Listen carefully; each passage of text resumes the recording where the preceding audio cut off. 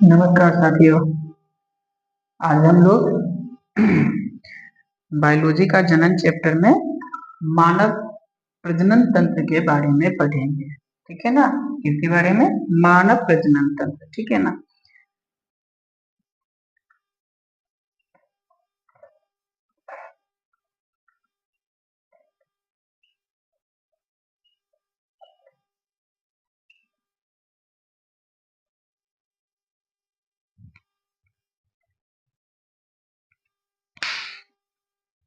क्या पढ़ेंगे? मनुष्य का प्रजनन तंत्र। ठीक है ना। इसके बारे में समझिएगा क्या होता है मनुष्य का प्रजनन तंत्र के बारे में। ठीक है। देखिए, सबसे पहले तो ये जानिए कि मनुष्य क्या होते हैं। तो मनुष्य एक लिंगी होते हैं। मनुष्य क्या होते हैं? मनुष्य एक लिंगी है ना।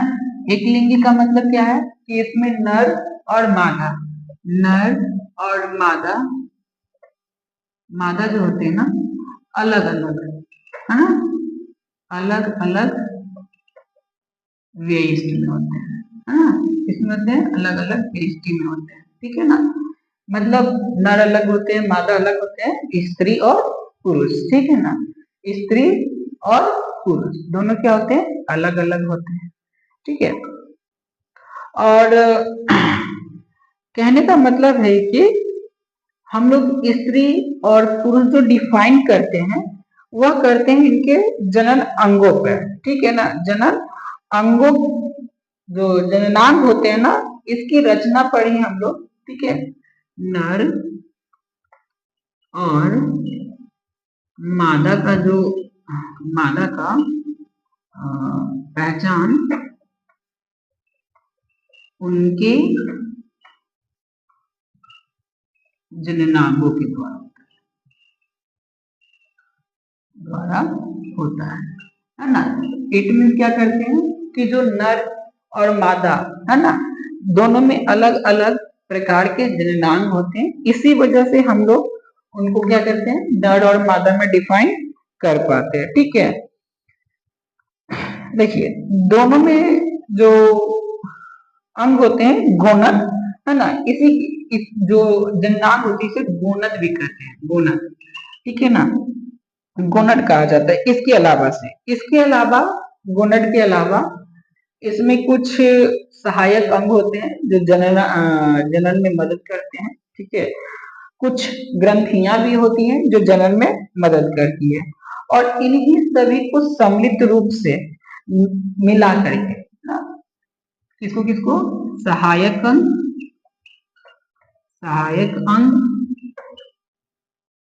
ग्रंथियां और गोनद, इन्हीं को सम्मिलित रूप से मिलाकर क्या कहते हैं? जननांग।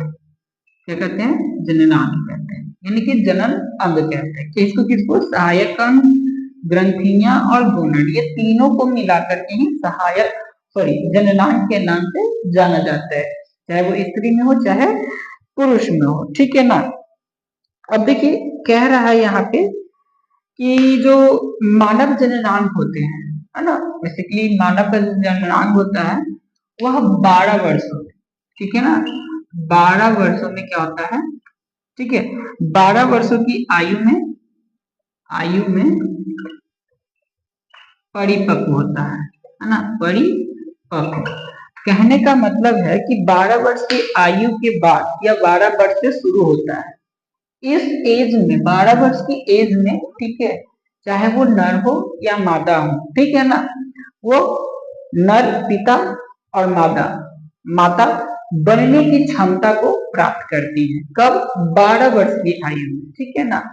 12 वर्ष की आयु से ये प्राप्त होना शुरू होता है। ठीक है।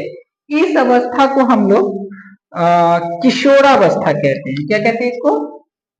ये जो अवस्था है ना, इस अवस्था को किशोरावस्था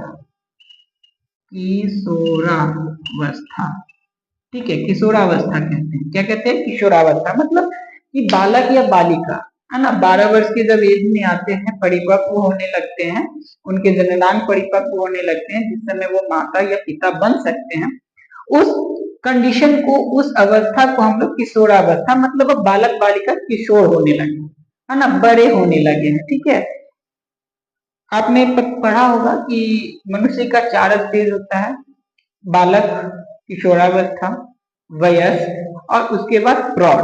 ठीक है ना, तो उन्हीं में से एक जो अवस्था होता है वो क्या होता है, किशोरावस्था होता है। क्या होता है किशोरावस्था?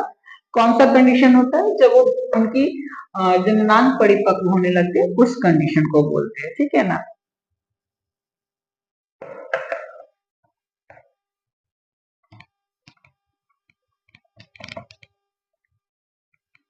देखिए जब किशोरावस्था होती है तो इनमें कुछ बदलाव भी आते हैं। ठीक है ना,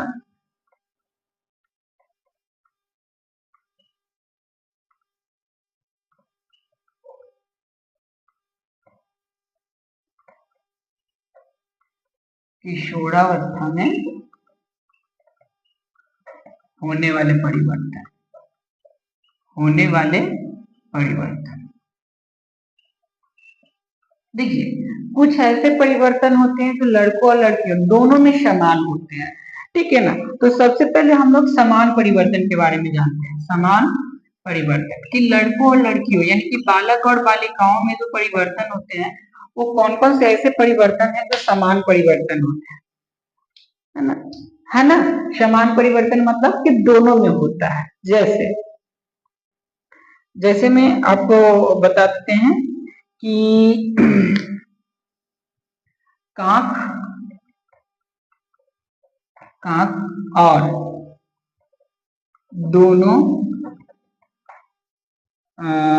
जंघाओं के बीच, जंघाओं के बीच और तथा बाह्य जननांग, बाह्य जननांग के समीप,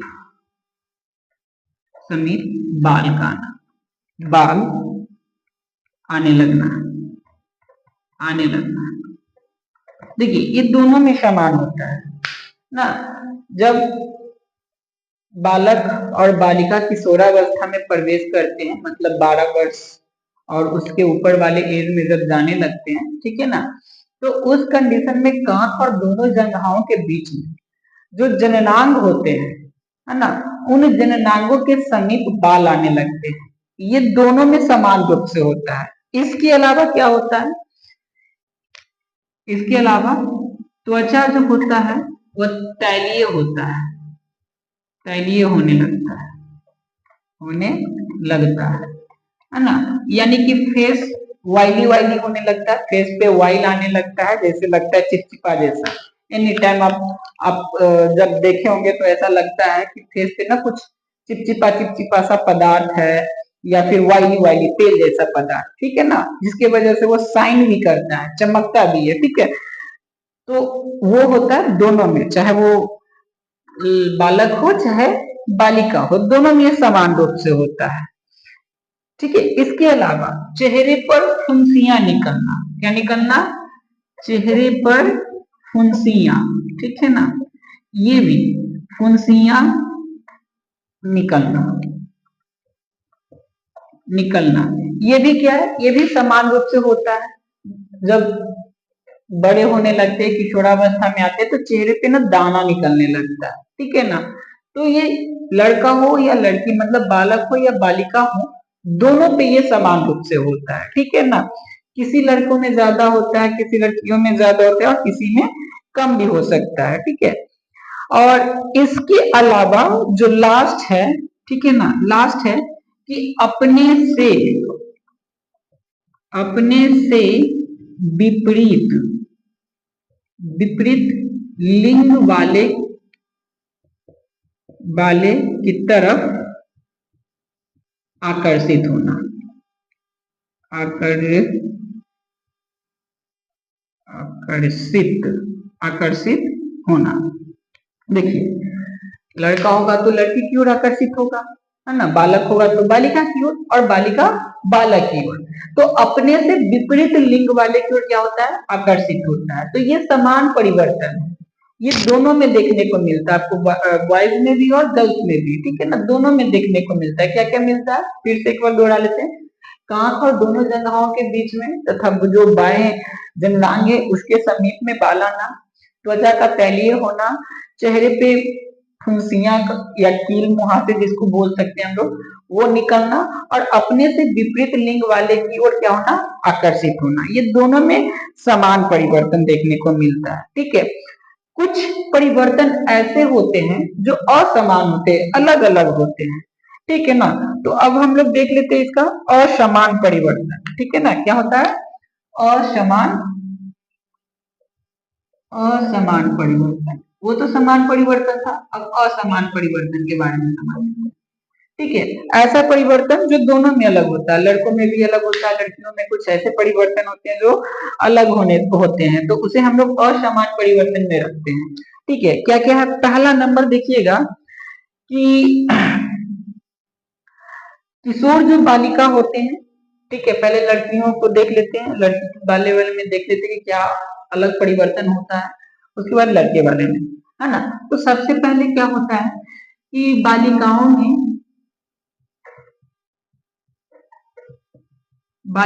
में स्तन का उभार आना, स्तन में उभार आना, ये प्रायोरिटी बेसिस होता है। जैसे 12 वर्ष के एज में आती है ना लड़कियां, उस एज में क्या होता है कि उनके स्तनों में उभार आने लगता है, यानी कि उनके स्तन थोड़ा बड़ा होने लगता है। ठीक है, दूसरा क्या है कि उसके जो केंद्र होते हैं, स्तन का जो केंद्र होता है, इसके केंद्र केंद्र केंद्र का जो केंद्र में जो स्थित होता है, में स्थित अस्तना अस्नाट अस्नाट, ठीक है ना। अस्नाट की त्वचा का गाढ़ा होना, अर्थात जो स्तन होता है, स्तन के केंद्र जो होते हैं ना, उसके जगह जो स्तनाग्र होते हैं, जिससे कि दूध का स्राव होता है। ठीक है ना, बालिकाओं में क्या होता है, दूध का स्राव जो होता है वो स्तनाग्र से होता है, उसकी जो त्वचा होती है वो गाढ़ा होने लगती है, मतलब उसका कलर ज्यादा डीप हो जाता है। ठीक है ना, ज्यादा ज्यादा डीप कलर होने लगता है। ठीक है, इसके अलावा उनका कमर, ठीक है ना, कमर की चौड़ाई का बढ़ना, ये भी होता है, कमर की चौड़ाई भी बढ़ने लग जाता है। ठीक है, तो क्या क्या हो सकता है, बालिकाओं में स्तन में उभार आता है, केंद्र में इसके जो स्तनाग्र होते हैं इसकी त्वचा गाढ़ा होने लगता है, कमर जो होता है, कमर की जो चौड़ाई होती है वो बढ़ने लगती है, आवाज, ठीक है ना, आवाज मधुर या मीठी होना, ये भी होता है। ठीक है ना, आवाज होता है धीरे धीरे और पतला होने लग जाता है। ठीक है ना, मतलब इनका जो तारतम्य है ना वो बढ़ जाता है, जिसकी वजह से आवाज होता है पतला हो जाता है। तो इस कंडीशन में इनका आवाज भी क्या होता है, पतला होने लगता है, लड़कियों का आवाज पतला होने लगता है। ठीक है ना, तो ये लड़कियों में परिवर्तन जो होते हैं, जो असमान परिवर्तन में आते हैं। अब इसके अलावा, ठीक है ना, इसके अलावा अब लड़कों में देख लेते हैं। ठीक है,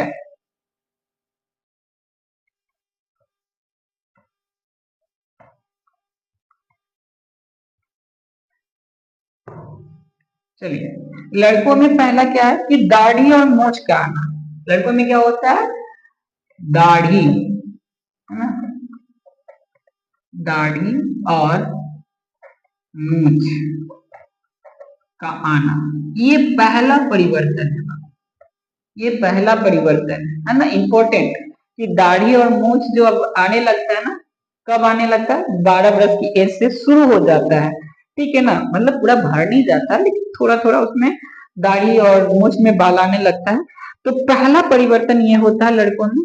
ठीक है, उसके अलावा आवाज में करापन आना, आवाज में करापन आना, करापन मतलब आवाज जो है भारी होने लग जाता है ना। अभी का साउंड, मतलब 12 वर्ष के पहले का साउंड और 12 वर्ष के बाद का जो साउंड होता है, दोनों के साउंड में देखिएगा आवाज में परिवर्तन आ जाएगा, थोड़ा भारीपन हो जाएगा, है ना। क्यों होता है? क्योंकि जो तारत्व होता है वो घट जाता है। लड़कों में तारत्व घटता है तो आवाज भारीपन हो जाता है, लड़कियों में तारत्व बढ़ता है, इसकी वजह से आवाज और मधुर हो जाता है। तो यहाँ पे क्या होता है? दाढ़ी और मूंछ का आना। दूसरा क्या है? ये आवाज में भारीपन आना। इसके अलावा ठीक है, जो वृष्ण होते हैं, क्या होते हैं? वृष्ण, ठीक है ना। वृष्ण में नर युग्मक, जिसे हम लोग बोलते हैं शुक्राणु, है ना। क्या बोलते हैं? शुक्राणु। तो शुक्राणु का बनना, इसमें क्या होगा? अंडाणु बनेंगे, ठीक है ना। अंडाणु, अंडाणु का बनना इस वाले में, है ना। लड़कियों में क्या होगा? अंडाणु बनने शुरू हो जाएंगे। लड़कों में क्या बनेगा? तो शुक्राणु का निर्माण होना शुरू हो जाएगा। कब? 12 वर्ष की एज में। इसके अलावा जो नर मैथुन अंग होते हैं, नर मैथुन अंग, जिसे पेल्विस भी कहते हैं, ठीक है ना, या सीसन कहते हैं, इसे हिंदी में क्या बोलते हैं? सीसन, ठीक है ना, सीसन। तो सीसन के आकार में वृद्धि, आकार में क्या होगा? वृद्धि, ठीक है ना। सीसन के आकार में क्या होता है? वृद्धि होने लगता है। इसके अलावा सीसन का जो आकार होता है वह मानसिक प्रभाव के कारण, ठीक है ना, मानसिक प्रभाव के कारण अस्थाई रूप से आकार का बढ़ना एवं कठोरता आना, ठीक है, ये भी होता है मानसिक प्रभाव के कारण, है ना। कुछ ऐसे मानसिक विचार उत्पन्न हो गए या मानसिक प्रभाव होता है, जिस कारण से क्या होता है कि जो नर मैथुन अंग सीसन होते हैं उसका आकार अस्थायी रूप से, ना अस्थायी रूप से नहीं, कुछ टाइम के लिए या कुछ देर के लिए उसका आकार बढ़ता है और उसमें कठोरता आती है, ठीक है। तो ये क्या है? असमान परिवर्तन, ठीक है। ये सारे जो परिवर्तन आते हैं ना, इस सारे परिवर्तन को हम लोग सम्मिलित रूप से, है ना, सभी परिवर्तन को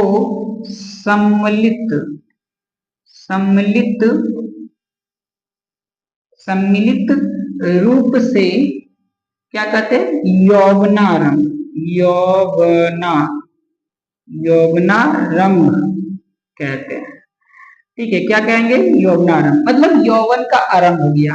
ये जितने भी परिवर्तन हो गए, चाहे वो समान हो चाहे असमान परिवर्तन हो, दोनों को सम्मिलित रूप से क्या कहेंगे हम लोग? यौवनारंभ। अर्थात कि बालक और बालिका जो है अब यौवन होने लगे, यौवन मतलब जवान होने लगे, बड़े होने लगे, ठीक है ना। और ये जो जितने भी शारीरिक परिवर्तन होते हैं, ठीक है, ये सभी के सभी परिवर्तन मनुष्य में सारे परिवर्तन हार्मोन, किसकी वजह से? हार्मोन की वजह से होते हैं, ठीक है ना। हार्मोन के प्रभाव, है ना, प्रभाव से होता है, ठीक है ना। अर्थात लड़का हो या लड़की हो, जो भी परिवर्तन आ रहा है, चाहे स्तन में उभार आ रहा है, चाहे सीसन का वृद्धि हो रहा है, चाहे दाढ़ी मूंछ आ रहा है, चाहे कमर चौड़ा हो रहा है, हाँ, लड़कों में क्या होता है? कंधा चौड़ा होने लगता है, हड्डियां मजबूत होने लगती है, मांसपेशियों में ज्यादा दृढ़ता आ जाती है, ये सब लड़कों में ज्यादा देखने को मिलता है। तो ये सारे जो परिवर्तन होते हैं ना, सारे के सारे परिवर्तन हार्मोन्स के प्रभाव से होता है। शरीर में हम लोगों के जो हार्मोन स्राव होता है, उन सारे हार्मोन के प्रभाव के वजह से ये सारे परिवर्तन होते हैं, ठीक है ना। अब इसमें जो मेन टॉपिक आपको पढ़ना है, स्त्री और पुरुष अलग अलग दो पार्ट हो गए यहाँ पे, है ना, एक नर और एक मादा, ठीक है। अभी मैंने आपको बताया कि लिंग के आधार पे नर और मादा डिफाइन करते हैं, तो हम लोग सबसे पहले पढ़ेंगे नर जनन अंग के बारे में, ठीक है ना। नर जनन अंग, ठीक है। नर जनन अंग, नर जनन अंग को क्या कहते हैं, वृषण कहते हैं। इसमें क्या क्या होता है उन सभी के बारे में देखिए। तो नर जनन अंग में दो वृषण होते हैं, है ना। दो क्या होते हैं, वृषण होते हैं। इसमें उसके अलावा शुक्र वाहिका, है ना, शुक्र अपवाहिका ये भी होता है। इसके अलावा अधिवृष्ण,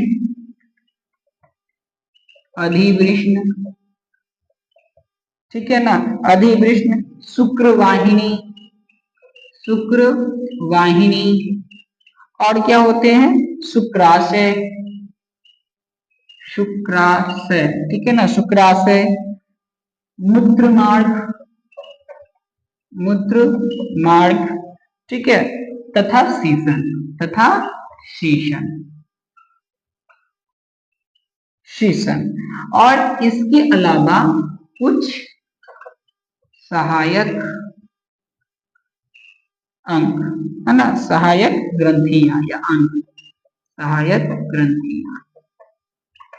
देखिए जो नर जनन अंग है उसमें कौन कौन से पार्ट होते हैं, दो वृषण होते हैं, इसमें कई सारे शुक्र अपवाहिका होती है, अधिवृषण होते हैं, शुक्रवाहिनी होती है, शुक्राशय भी होता है, ठीक है ना, मूत्रमार्ग, शीशन और इसके अलावा कुछ सहायक अंग होते हैं, ठीक है। तो ये सभी मिल करके नर जनन अंग का निर्माण करते हैं, ठीक है। अब इसमें सबसे पहले वृषण के बारे में जान लेते हैं कि वृषण क्या चीज है ना, वृषण कहते किसको है, इसका क्या कार्य है, उसके बारे में। तो सबसे पहले वृषण समझते हैं। देखिए कह रहे हैं वृषण के बारे में कि यह मनुष्य का ना सबसे महत्वपूर्ण पार्ट होता है, किस चीज का, तो जनन अंग का, है ना। जनन अंग में सबसे महत्वपूर्ण पार्ट पुरुषों में कौन है, यही है, सबसे महत्वपूर्ण अंग कौन है, वृषण। सबसे महत्वपूर्ण अंग कौन है, वृषण है, ठीक है ना।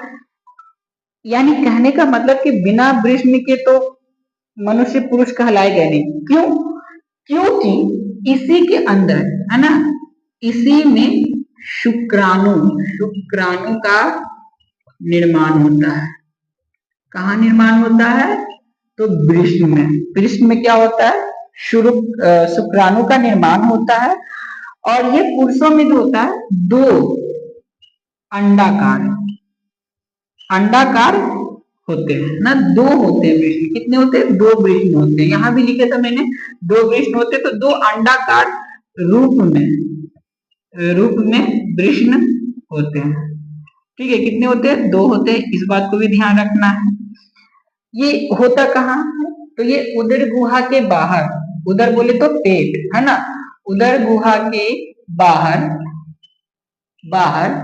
थैलानुमा या थैलीनुमा रचना में क्या होता है, अवस्थित होता है, ठीक है ना, अवस्थित होता है। कहाँ होता है, उदर गुहा के बाहर, यानी शरीर के बाहर होता है। एक क्वेश्चन भी पूछा गया है कि वृषण जो होता है वह शरीर के बाहर क्यों होता है ना। ये आप लोग को नहीं, लेकिन जो भी लोग कंपटीशन का तैयारी करते हैं ना, ठीक है, उनको एक बार ये क्वेश्चन पूछा गया है कि वृषण जो होता है वह शरीर के बाहर क्यों होता है, ठीक है, शरीर के बाहर क्यों होता है। तो इसका सही आंसर यह है कि वृषण जो होता है ना शरीर के बाहर इसलिए होता है ताकि यह ताप को संतुलित कर सके, ठीक है ना, किसको, ताप को, अर्थात यह हीट या कोल्ड उसको संतुलित कर सके, इसलिए यह शरीर के बाहर होता है, उदर गुहा के बाहर होता है, थैलीनुमा संरचना में अवस्थित होता है, ठीक है ना। इसे क्या कहते हैं, जो थैलानुमा संरचना होता है, ठीक है ना, थैलेनुमा जो संरचना होता है उसे वृषण कोश कहते हैं, वृषण कोश, ठीक है ना, वृष्ण कोश कहते हैं। तो वो वृष्ण कोश में अवस्थित होता है। कौन? वृष्ण। वृष्ण कोश कहाँ होता है? वृष्ण कोश में वृष्ण अवस्थित होता है। वृष्ण कोश में क्या होता है? वृष्ण अवस्थित होता है। ठीक है। इसके बाद है अधिवृष्ण। क्या है? अधिवृष्ण।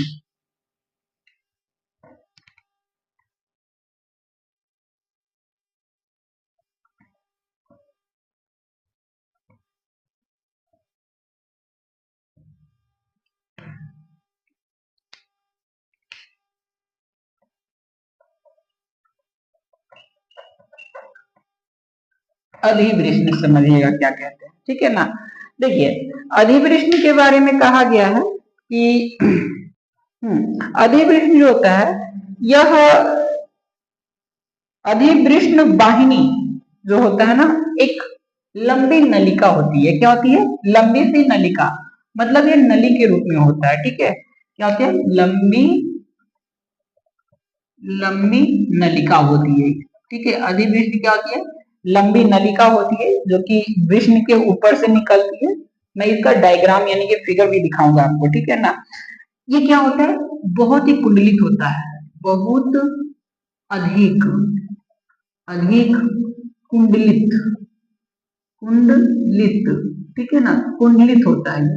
कुंडलित मतलब गोल गोल टाइप, ऐसा घुमा हुआ जैसा होता है। ठीक है ना, गोल गोल मतलब कुंडलित होता है। और कसी हुई, क्या होता है? कसी हुई होती है ना। कसी हुई मतलब ज्यादा टाइटली होता है। ठीक है ना, क्या होता है? ज्यादा टाइट टाइट कसा हुआ होता है ये। उसके अलावा अधिवृष्ण जो है कह रहा है कि ये वृष्ण के भीतरी किनारे से चिपका होता है। किससे होता है? वृष्ण के भीतरी किनारे से, है ना, भीतरी किनारे से चिपका होता है। ठीक है ना, वृष्ण समझे ना, जो थैलानुमा संरचना में होता है अवस्थित, उसे वृष्ण कहते हैं। तो वृष्ण का जो भीतरी दीवार होता है, भीतरी दीवार से अधिवृष्ण होता है वो चिपका होता है। ये नली के रूप में होता है। ठीक है ना, और इसी नलिका से, ठीक है, एक नली निकलती है। इससे क्या निकलती है? एक नली निकलती है जिसे हम लोग क्या बोलते हैं? शुक्र वाहिनी। क्या कहते हैं? शुक्र वाहिनी कहते हैं। किसको कहते हैं? किसको कहते हैं? तो इससे एक नलिका नलिका निकलती है। उसे क्या कहते हैं? शुक्र वाहिनी कहते हैं। हाँ, शुक्र वाहिनी किसको कहते हैं? इससे एक नलिका निकलती है। किससे निकलती है? अधिवृष्ण से। अधिवृष्ण से एक नलिका निकलती है जिसे हम लोग क्या कहते हैं? शुक्र वाहिनी कहते हैं। और अधिवृष्ण जो होता है वह शुक्र वाहिनी का स्थान, संग्रह स्थान है ना। अधिवृष्ण क्या है? अधिवृष्ण शुक्राणु का संग्रह स्थान है। संग्रह स्थान अर्थात इसी जगह पे शुक्राणु आकर के इकट्ठा होता है। जब वृष्ण में इसका निर्माण होता है, वहां से निकलता और अधिवृष्ण में आता है, और अधिवृष्ण में आकर के शुक्राणु क्या हो जाता है? संग्रह हो जाता है। ठीक है ना, क्या हो जाता है? संग्रह हो जाता है। और इसी भाग में शुक्राणु परिपक्व भी होते हैं। शुक्राणु क्या होते हैं? शुक्राणु परिपक्व होते हैं। कहाँ होते हैं? तो इसी भाग में, है ना। इसी भाग बोले तो अधिवृष्ण में, जहां ये संग्रह होता है ना, उसी जगह पे परिपक्व भी होता है। ठीक है, और इसके अलावा परिपक्व होकर ये सक्रिय हो जाता है। क्या होता है? सक्रिय होता है। सक्रिय होता है। सक्रिय मतलब कि यह फिर निषेचन के लिए, अंडाणु से निषेचन के लिए तैयार हो जाता है। किस जगह पे होता है? अधिवृष्ण वाले पार्ट में, है ना। अधिवृष्ण क्या होता है? वृष्ण से अत्यधिक कुंडली नुमा संरचना जो चिपकी हुई होती है उसे क्या कहते हैं? अधिवृष्ण कहते हैं। इससे एक नलिका निकलती है जिसे शुक्रवाहिनी कहते हैं। अधिवृष्ण में होता क्या है? तो शुक्राणु का संग्रह स्थान कहा जाता है इसको, यानी संग्रह हो जाता है आकर के शुक्राणु, और यहीं पे वो परिपक्व और सक्रिय दोनों होता है। किस लिए? तो निषेचन के लिए। ठीक है ना। इसके बाद शुक्र वाहिका। शुक्र वाहिका वाहिका। शुक्र वाहिका क्या होती है, ठीक है। देखिए ये करीब जो होता है ना 25 सेंटीमीटर लंबा, 25 सेंटीमीटर क्या होता है, लंबा होता है शुक्र वाहिका, ठीक है ना। शुक्र वाहिका 25 सेंटीमीटर लगभग लंबा होता है। इसकी दीवार कैसी होती है, इसकी दीवार, ठीक है ना, इसकी जो दीवार होती है वह मांसल, मांसल बोले तो मांस का बना हुआ और संकुचनशील, और कैसा, संकुचन, संकुचनशील होता है, अर्थात काफी ज्यादा कोमल जैसा होता है, ठीक है ना, संकुचनशील होता है। ये जो होता है ना शुक्र वाहिका दोनों वृष्ण के पीछे से, है ना, दोनों वृष्ण के पीछे से निकलती है ना, पीछे से निकलती है। कहां से निकलती है, तो वृष्ण के पीछे से निकलती है, ठीक है ना, और आगे जाकर यह मूत्राशय तक, ठीक है ना, कहां तक, मूत्राशय तक बढ़ती है। आगे ये कहां जाके मिलती है, तो यह मूत्राशय, मूत्राशय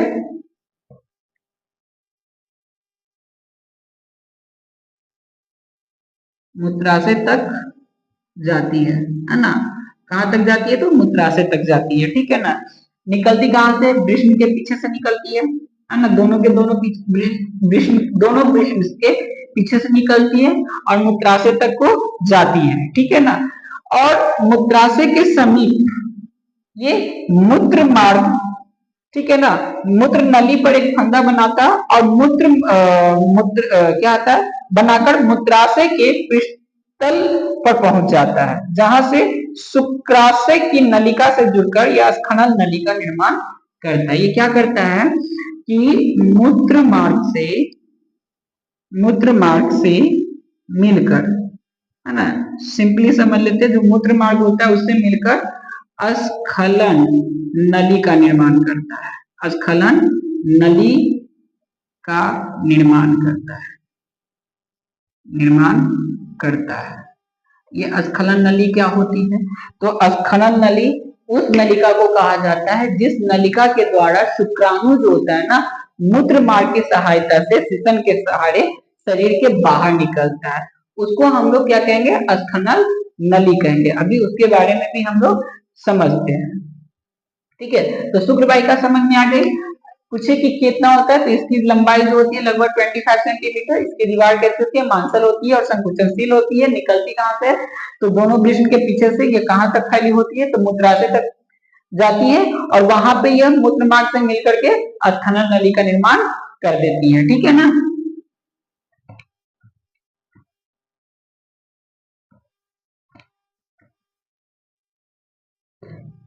अब देखिए स्खलन नली के बारे में।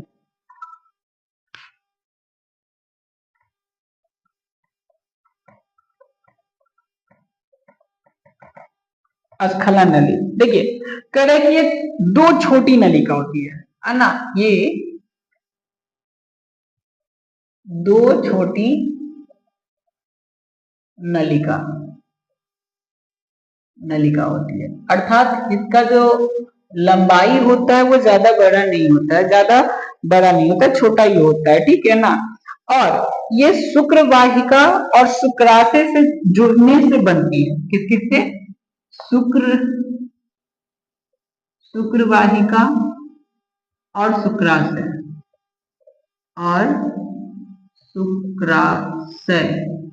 से जुड़कर बनती है, अर्थात ये जो नली होती है ना शुक्र वाहिका और शुक्राशय दोनों को जोड़ने का काम करती है, ठीक है। सिंपली भाषा में यह समझ ले कि ये दोनों का क्या करती है, जोड़ने का काम करती है। और ये जो होता है ये स्खलन नली एक ग्रंथि है जिसका नाम है पुरस्थ ग्रंथि। क्या नाम है, पुरस्थ ग्रंथि, ठीक है ना। तो पुरस्थ ग्रंथि में ये प्रवेश कर जाती है, में क्या कर जाती है, प्रवेश एक ग्रंथि है जिसका नाम क्या है, पुरस्थ ग्रंथि, उसमें क्या करती है, प्रवेश करती है। कौन करती है, स्खनन नली प्रवेश करती है, ठीक है ना। और मूत्राशय से आने वाली नलिका से जुड़ जाती है। ये मूत्राशय से जो नलिका आती है, मूत्राशय से आने वाली नलिका, ठीक है ना, जो भी मूत्राशय से आती है नलिका, उससे क्या हो जाती है, जुड़ जाती है। उससे क्या हो जाती है, जुड़ जाती है ना। जुड़कर क्या करती है, मूत्र मार्ग का निर्माण, ठीक है ना, मूत्र मार्ग का निर्माण करती है, ठीक है। अब ये मूत्र मार्ग क्या होता है समझिएगा। देखिए, सबसे पहले तो हम लोग समझे वृष्ण किसको कहते हैं, उसके बाद अधिवृष्ण, ठीक है। अधिवृष्ण के बाद क्या पढ़े थे हम लोग, आपका ये शुक्रवाहिका के बाद उसमें एक छोटा सा पार्ट था स्खलन नली के बारे में। तो स्खलन नली क्या कहते हैं कि ये दो छोटी नलिका होती है, ज्यादा बड़ा नहीं होता है। शुक्रवाहिका और शुक्राशय से ये दोनों को बीच में जोड़ती है, उसी नलिका को क्या कहते हैं हम लोग, स्खलन नली कहते हैं, ठीक है। और ये होता क्या है कि पुरस्थ एक ग्रंथि होती है, उसमें प्रवेश करती है और वहां पे मूत्राशय से आने वाली जो नलिका होती है उससे जुड़ जाती है। मूत्राशय से आने वाली नलिका से जुड़ती है, जिसके सहारे मूत्र यानी कि पेशाब शरीर के बाहर निकलता है, ठीक है ना, उससे जुड़ती है और उससे जुड़कर वो मूत्र मार्ग का निर्माण करती है। कौन, स्खलन नली। तो नेक्स्ट आपका पढ़ना क्या है, नेक्स्ट जो आपको पढ़ना है वो मूत्र मार्ग। क्या पढ़ना है, मूत्र मार्ग, ठीक है ना, मूत्र मार्ग के बारे में देखिएगा। कह रहे हैं कि एक लंबी सी नली होती है, मांसल होती है ये, ठीक है ना, लंबी एवं मांसल नली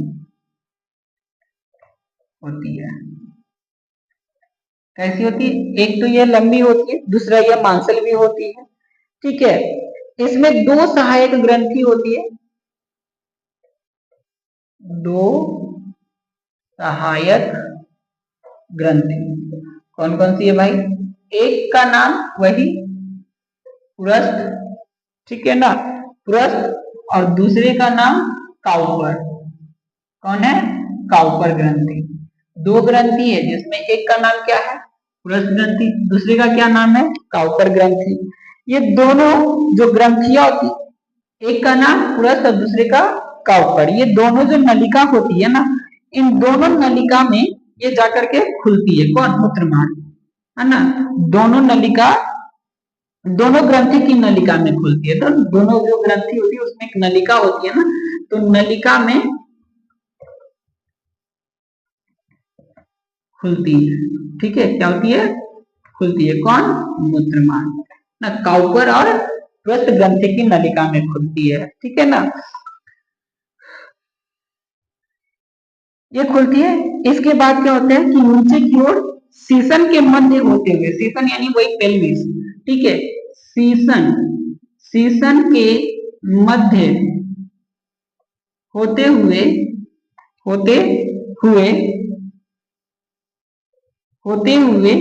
मूत्र जनन छिद्र, ठीक है ना, मूत्र जनन छिद्र के द्वारा, ये छिद्र के द्वारा शरीर के बाहर खुलती है, शरीर के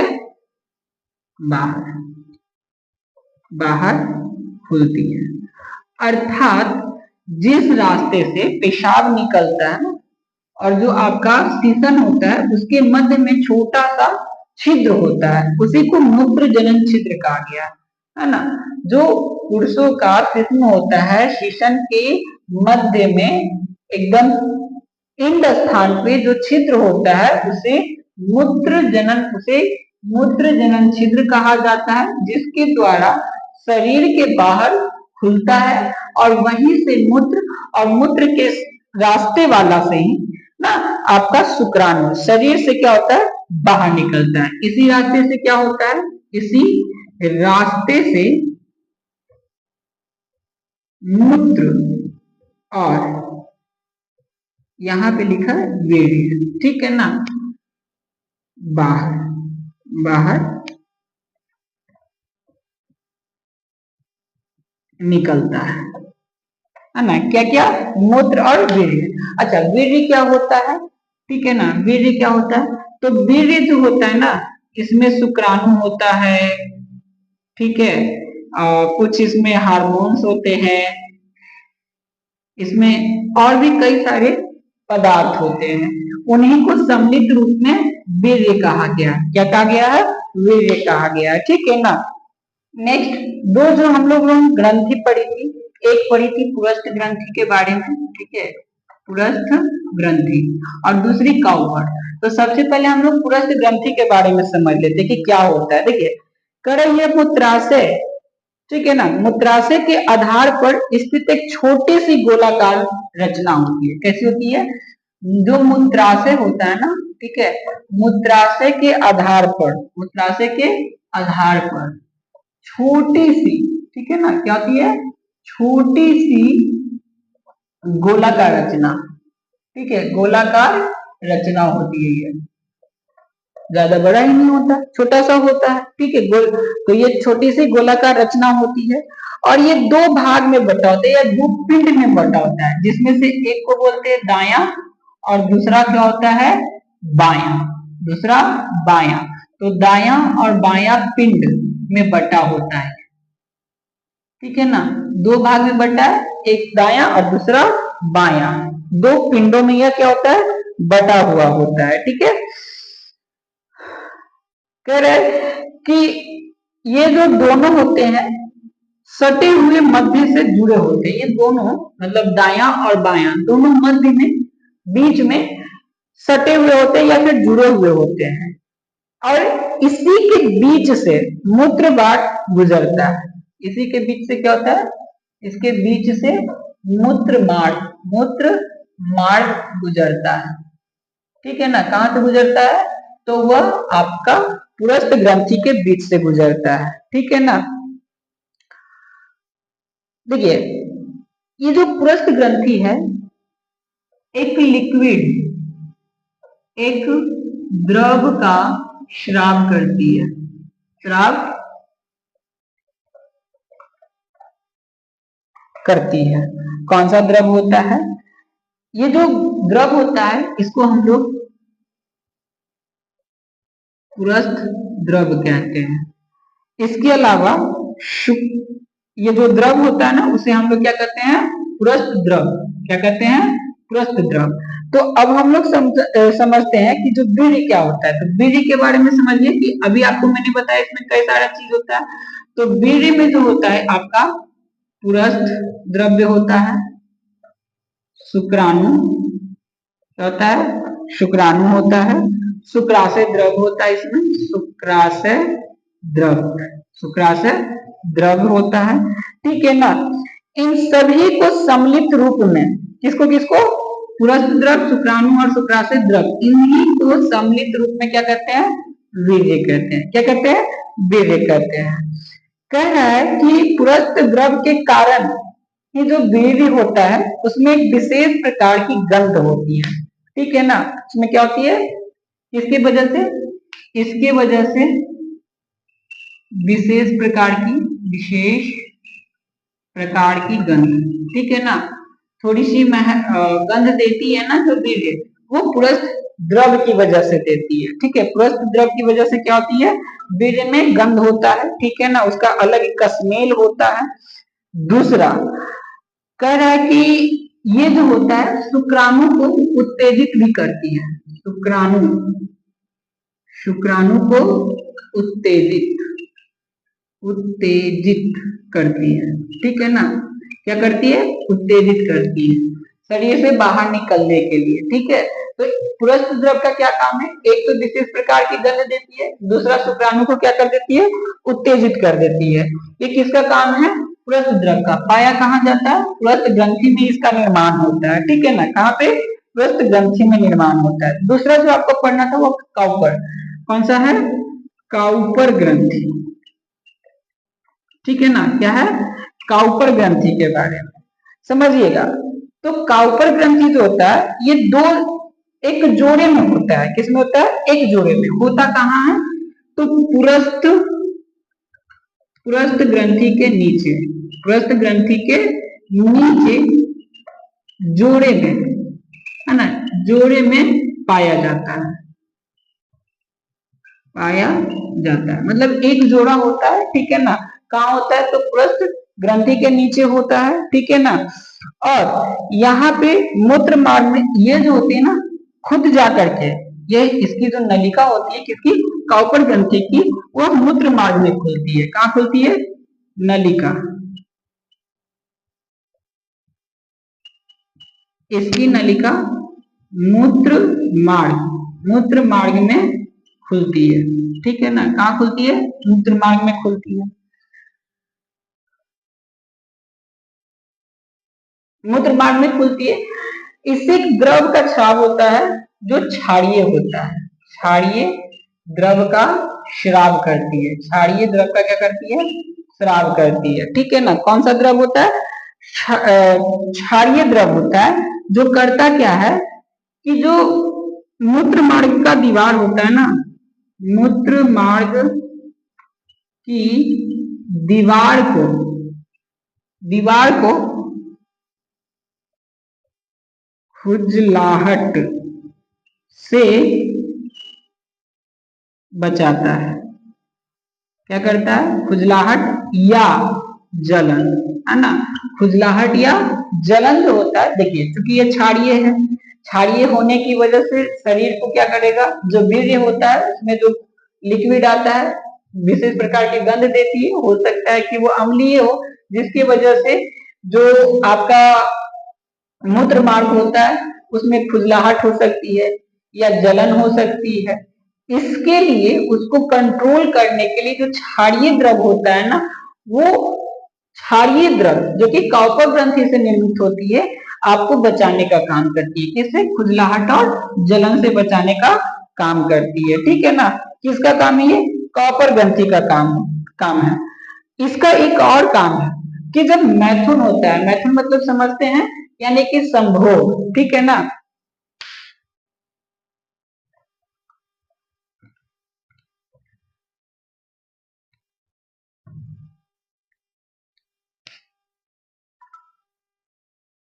मैथुन के समय, ठीक है ना, जो मादा की योनि होती है, मादा की योनि, ठीक है ना, मादा की योनि की अम्लीयता, ठीक है ना, अम्लीयता को नष्ट कर शुक्राणु को सुरक्षित रखती है, को सुरक्षित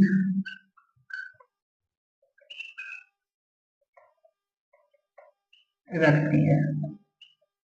समझिएगा, मैथुन के समय अर्थात जब संभोग होता है उस समय में जब वीर्य स्खलित होता है और मादा की योनि में जाता है, उस टाइम में मादा की योनि जो होता है अम्लीय होती है। क्या होती है? अम्लीय होती है, जिसकी वजह से शुक्राणु नष्ट हो सकता है। तो शुक्राणु को नष्ट होने से बचाने के लिए काउपर ग्रंथि जो क्षारीय द्रव उत्पन्न होता है, वो क्षारीय द्रव इनकी योनि की अम्लता को नष्ट कर देता है, जिससे शुक्राणु क्या होता है? सुरक्षित हो जाता है। और सुरक्षित होकर के किस में काम आता है? तो ये सुरक्षित होकर के निषेचन में काम आता है, ठीक है ना।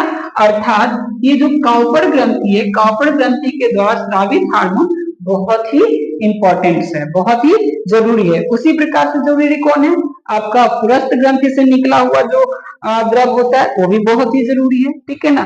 तो हर पार्ट का यहाँ पे बहुत ही इंपॉर्टेंस है, ठीक है। नेक्स्ट जो है वो सीसन, क्या पढ़ना है? सीसन के बारे में।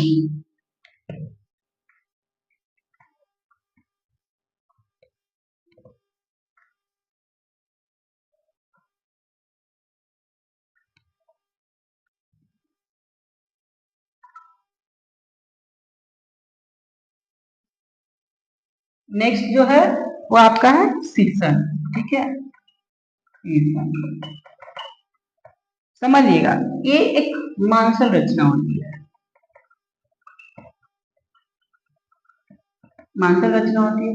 आकार इसका कैसा होता है? आकार बेलनाकार, बेलना बेलनाकार होती है, ठीक है ना। बेलन के आकार मतलब सिलेंडर जिसको बोलते हैं, ठीक है ना, तो सिलेंडर के आकार का होता है।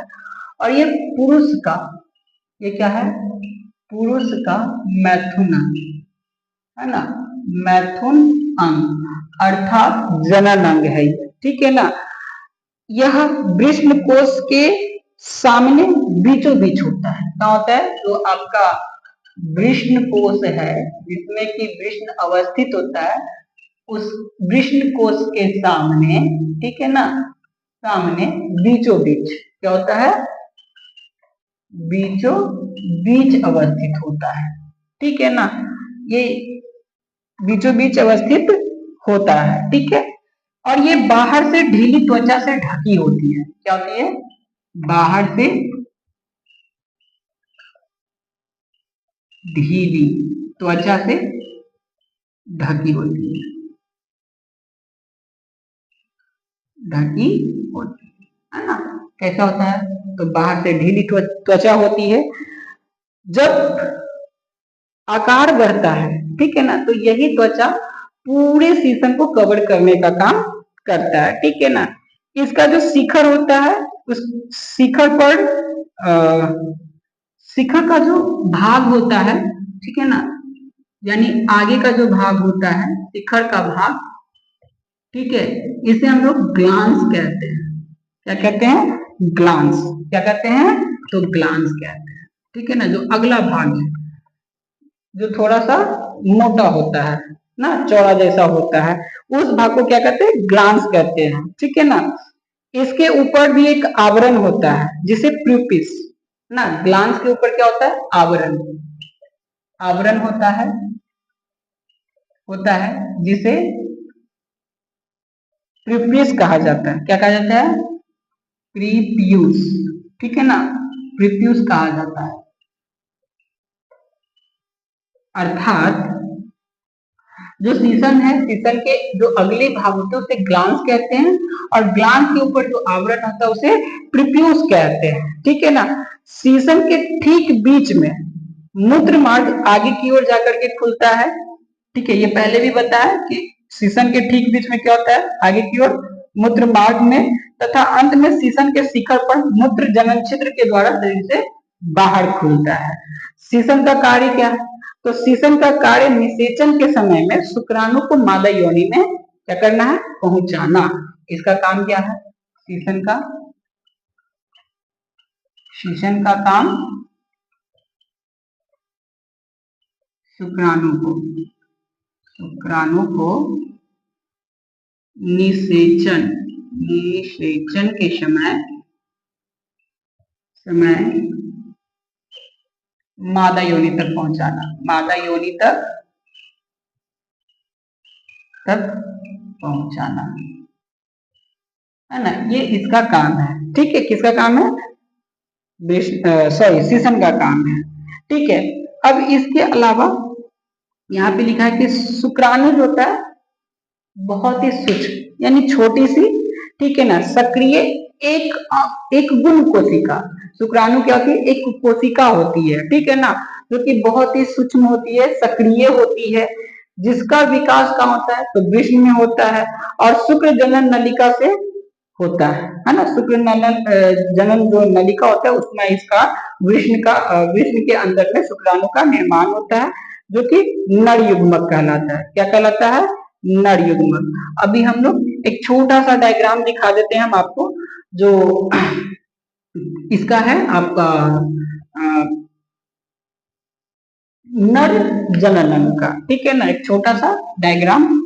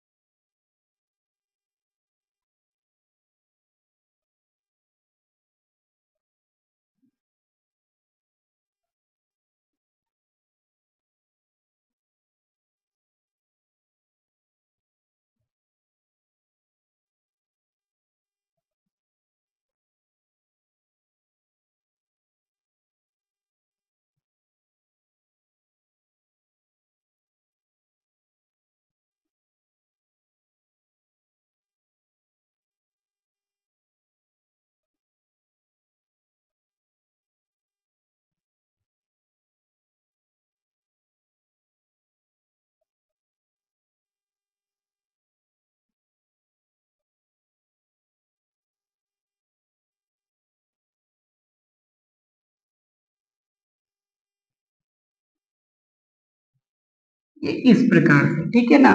इसमें आपको ये क्या है, ये है आपका मूत्राशय, ठीक है ना, ये हो गया मूत्राशय। ये आपका हो गया पुरस्थ ग्रंथि, ठीक है, पुरस्थ ग्रंथि हो गया। इसको हम लोग वृष्ण कहते हैं, वृष्ण हो गया। ये आपका शीशन हो गया, शीशन हो गया।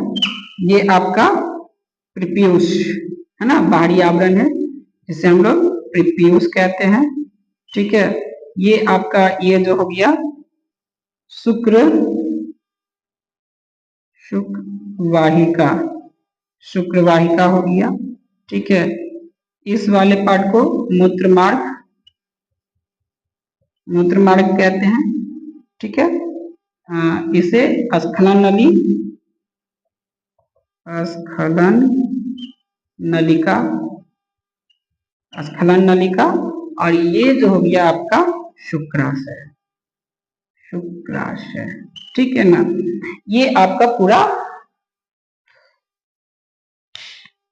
ये जो है आपका पूरा एक, ये आपका पूरा एक क्या हो गया, नर जनन अंग। क्या है, नर जनन अंग, नर जनन अंग, ठीक है ना। तो ये आपका नर जनन अंग हो गया। मैंने पूरा का पूरा लास्ट में अंत में डायग्राम भी बता दिया है, ठीक है। पुरस्थ ग्रंथि कौन सी है, वृष्ण कौन सा है, शीशन, प्रीपियूष, वाहिका, मूत्राशय, स्खलन नलिका, शुक्राशय, सबके बारे में बता दिया, ठीक है ना। शॉर्ट नोट भी बता दिया। आप पूरा इसको रिवीजन करते रहें, पढ़ते रहें, ताकि आने वाले एग्जाम में जो भी है, एग्जाम में पूछता है तो आपको थोड़ा हेल्प मिल जाए, ठीक है ना। तो आज भर के लिए इतना ही, बाकी नेक्स्ट के वीडियो में